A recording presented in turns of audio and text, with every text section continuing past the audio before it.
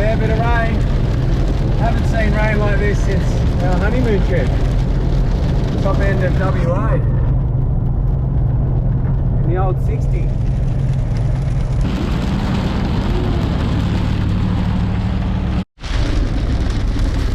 It's around 3 in the morning.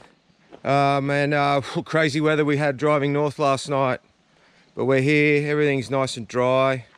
And we're gonna have a bit of a session of putting it back together before the kids and Shell get up. Hopefully we have the centers in at least and the axles in. Who knows? We've got 3 hours, I think, until the kids wake up. Clean off the old housing, make sure it's nice and clean.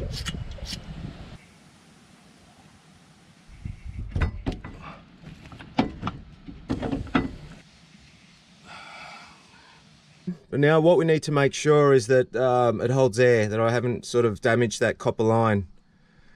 Now the problem I see straight away is this is a brand new air locker, so it's got the bigger fitting on top of the center there. We've got the old blue line, so the new ones have got the black line. So I'm gonna have to rerun the black line now up to the compressor before we proceed. Under the bonnet now, we're gonna locate and work out which one here is the front line. So it's the front one here. That's the line that goes to the front diff. So what we've got to do, we've got to change this fitting to suit the bigger hose. That's what I've done. I've made up a whole new switch with the black line, cut to length. So that way, if I do have in the future another center as a spare and I'm running the smaller line, I can just swap them back across. It's a tight little engine bay, so all these angles, I mean, that can't get too close to the turbo or melt the plastic. And then this can't be too close to the body so that the line's not nice and free. So I think that's a happy medium there. Before I hook up the line though, I'm just gonna make sure that the compressor's holding air. That fitting I just put on with the tape is holding and not leaking. So this is the line that I pre-cut. I've fitted the end that goes onto the center. So ARB have gone from the blue line to the black line. Pretty sure the inside diameter of the hose is probably the same. So I'm not sure why they did do it. The outside's gonna have a thicker wall, so it's gonna be stronger up against exhausts and anything hot. But we'll plumb this in now and we'll make sure that center doesn't leak any air before we continue.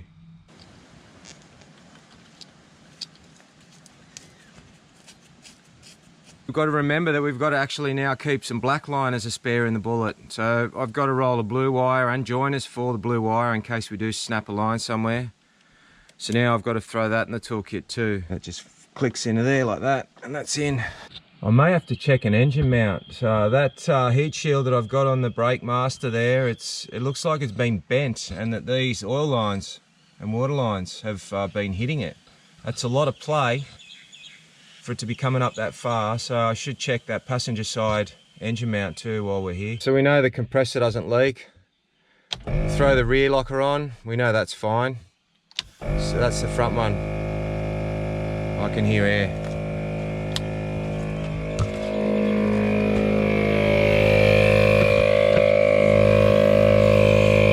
From this fitting here. Probably my Stanley knife cut was terrible. Oh, there we go, it wasn't plumbed in properly. So that's how you check for air leaks. Now it's great not to hear that compressor anymore because it means that we're not leaking internally, which is good. Brian, my diff builder's a guru. I had no doubts it'd be fine. Tail shaft's on. Now, while I'm under here, I had a couple of questions of late about my bump stops and how I stop the up travel. So on the driver's side, what I've done is I've put a bit of 25mm box section. I've welded that to the chassis, and then I've done an upside down bump stop, which I've welded to the box section. So what that does is it limits the up travel on that side. That's your standard setup U-bolt. Now the passenger side's a little bit different. I've got the U-bolt flip plate there, and then what I've done here on this side is I've basically just welded the bump stop to the chassis, and then the 25mm box section there to give me the same height as the other side. So what happens there is that leaf comes up, holds off on that bump stop, which forces the other side down. That's why it might look like I get a little bit more flex downwards. Just purely because it's forcing the other side down. But I don't have the clearance here anyway for any more up travel. I'm pretty tight with those 37s as it is, even with the cut guards. I'm going to have another go at the axle seal. I hate how it leaks onto the CV. It just breaks the grease down, does my head in. The boys sent me out another pair of these seals. What I'm going to do this time is I'm going to put some gasket goo along that edge there. So when that goes into the housing, you know, it can't move around once that's the gasket maker's gone hard. But I'm also going to use the, I'm going to get the drill bit and I'm going to machine a bit more out of the bell there, because I struggle to get the CVs in. So what's happening is the axle's up and down on the seal. So I might be doing the damage, you know, on the axle even before I've driven off, because I've got so much play that I'm mucking around for so long trying to get the CV in. So we're going to machine a bit more off the bottom and the top and see if we can't get a bit more clearance, because the long fields are actually a little bit bigger bell. So daybreak's hit, the kids aren't up yet. The goats have come to suss me out. You guys have been looking after Bullet Truck, I hear, hey? This housing's not looking that great where the seal sits. It's very scored and pitted. I mean, it's got to help, right?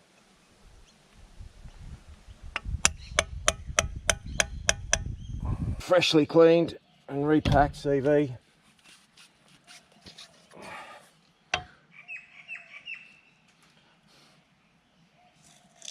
So tight against that new seal.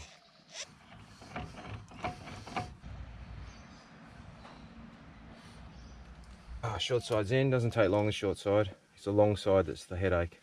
The other thing that I've been having a lot of dramas with of late is the pitman arm. Since the original one broke, I'm just bending them. So what we're going to try this Japanese made one from Terrain Tamer.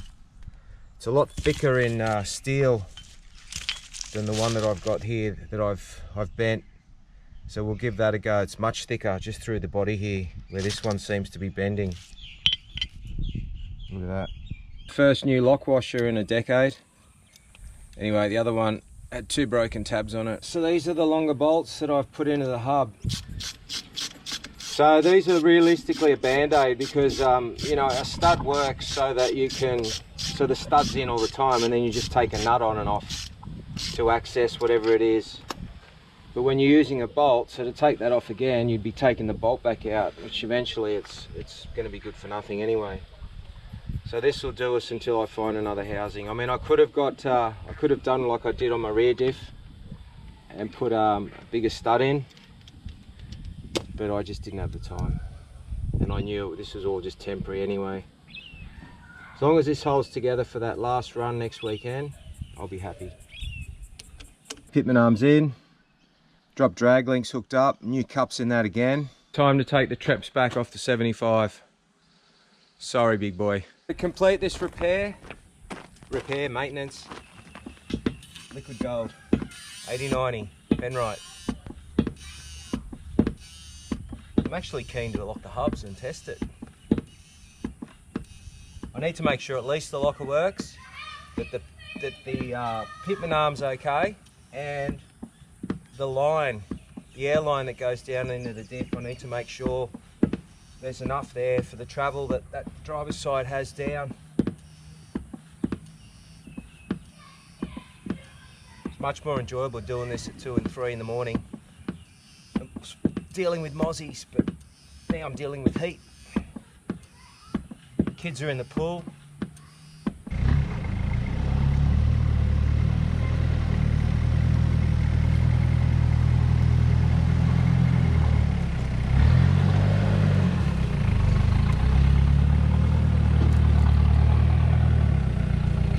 So I've just ramped it out the back here to check those few things. So you can see at full flex, that pitman arm, that one's staying straight. The other one sort of started to bend. Okay, the other thing I wanted to know is that this line here, there's plenty in that for full drip, and there is. Can probably pick a bit of it up too, send some of it back up into the bay.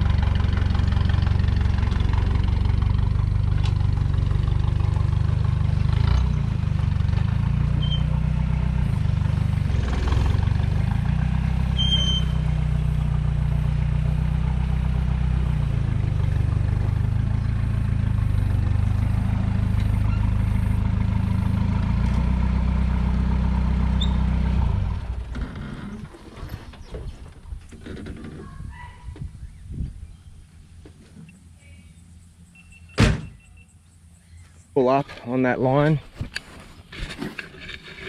Oh yeah, it's fine. Looks like it's getting crushed, but it's not. It's tied to the other side of that. All right, so I think all the geometry's right. We've got the works happening on the Hilux today. It's even getting an oil and filter change. So while we're waiting for that to drain and I've got all the tools out, Nicholas has been hassling me to put some of these plastics back on. We've had a few prangs, so we'll give it a clean up and we'll put some nice straight plastics back on for him. I'm going to do an air filter change. That's self-explanatory, a couple of clips. And then the fuel filter, which is a Z252X. So what I've done is I've undone the two fuel lines going to the two fittings. And what we're going to do, we're going to remove that filter. So I just keep one of these cheap filter removal tools in the kit there in the toolbox with a filter. I have been caught out. Then you got to stab it with a screwdriver, and it's a punish. Keep it upright. It's going to be full of diesel. Lucky we're on a farm here. Filter comes without that bottom section. Pair of multi grips, and you just crack that and then unscrew it. So this obviously this motor's from a later model. So the filter here, it had sensors that go to a buzzer internally, which we don't have. We don't run it. Don't double up on that O-ring. So we got to take that O-ring off that and put it on that. So that one's taped to the filter as new. Cheated here. I've pre-filled this filter with diesel, and I'm going to screw it on with diesel in it. It just saves, you know, the hand primer being pumped a million times. Fit your fuel lines. Clean air filter. Just wiping all the excess diesel so that I know if it leaks or not. But this should just kick over like I haven't changed the filter, because I filled the filter up and I have primed it up to, let's see what happens.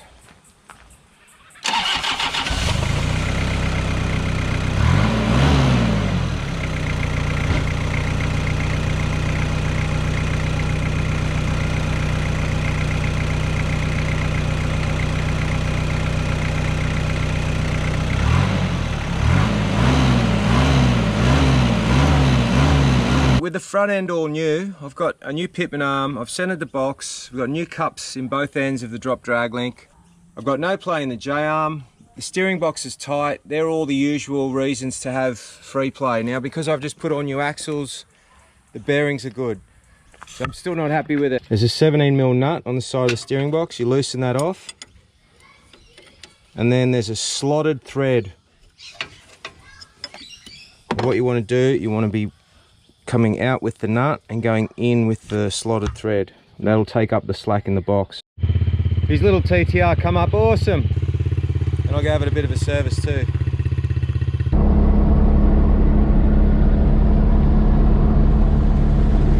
So we thought we'd come out, kids can ride the bikes, Tisha and Shell on the quad, and I'll drive Bullet just around one of the smaller tracks here at Wallaroo. Leads back onto the top of Caswells. Actually haven't done it in Bullet Truck before. So we'll look at that in the next video. I hope you enjoyed this one. We got it back together. How does it go? Tune in. Thanks for watching.